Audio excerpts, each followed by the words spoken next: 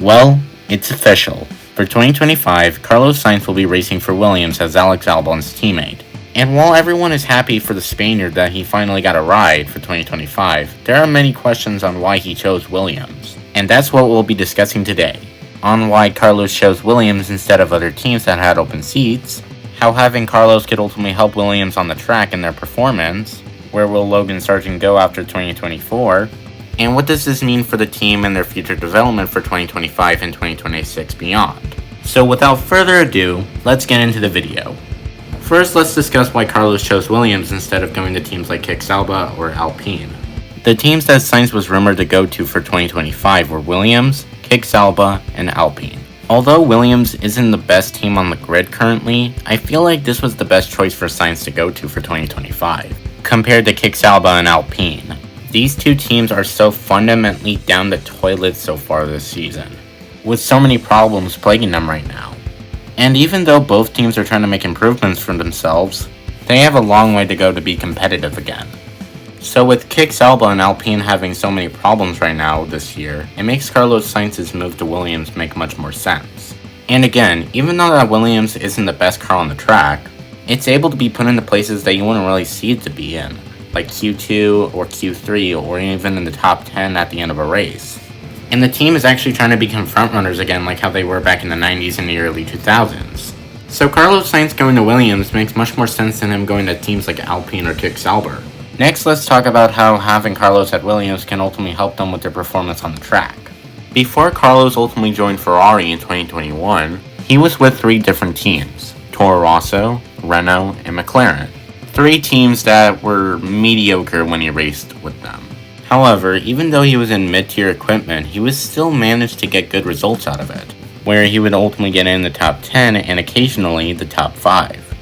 A good example would be the 2019 Brazilian Grand Prix, where in the race he started P20 but slowly made his way through the field, and after Lewis Hamilton was given a 5-second time penalty, he was able to get his first ever podium of his career, finishing 3rd. So having Carlos at Williams could really help them with their performance on the track, and help them with their finishing results and gain more points in the Constructors' Championship. However, with Carlos now at Williams, somebody's going to lose their seat, and it just so happens that the driver that lost their seat was the American. Let's briefly discuss where Logan Sargent will go for 2025. It's well known that Logan Sargent hasn't had the greatest career in Formula 1 right now, but he is far from the worst driver in Formula 1. But with him out of a ride for 2025, where will he go next? Many people are saying that he'll go to IndyCar for 2025, and I have to agree to that. Plus, Prama's coming over to IndyCar for 2025, and Logan did race with them when he was back in F3. So Logan going over to IndyCar to race with Prema sounds like a match made in heaven. But then again, Logan could surprise us and he could go to another team on the grid and stay in Formula 1. Now finally, how will Williams' future be like in 2025 and 2026 beyond? Right now, Williams' future seems to be heading in the right direction, with them signing 2 experienced talents in Alex Albon and Carlos Sainz, and having ex-Mercedes employee James Valls as team principal. And James has said in interviews that he wants to make Williams the frontrunner again.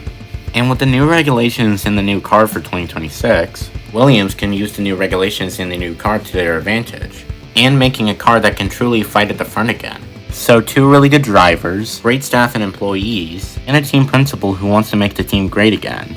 It's safe to say that the future for Williams is looking bright. In conclusion, Carlos' move to Williams was not only a good decision for him, but for the team as well, as having Carlos would really help them with their performance on the track. But what do you think? Do you think Carlos' move to Williams was a good decision or a bad decision? Let me know in the comments below. Thank you for watching this video, and don't forget to hit the subscribe button and leave a like on this video. And don't forget to turn on that notification bell so you can be notified for every new video that I post. And again, thank you for watching this video, and I'll see you in the next one. Bye!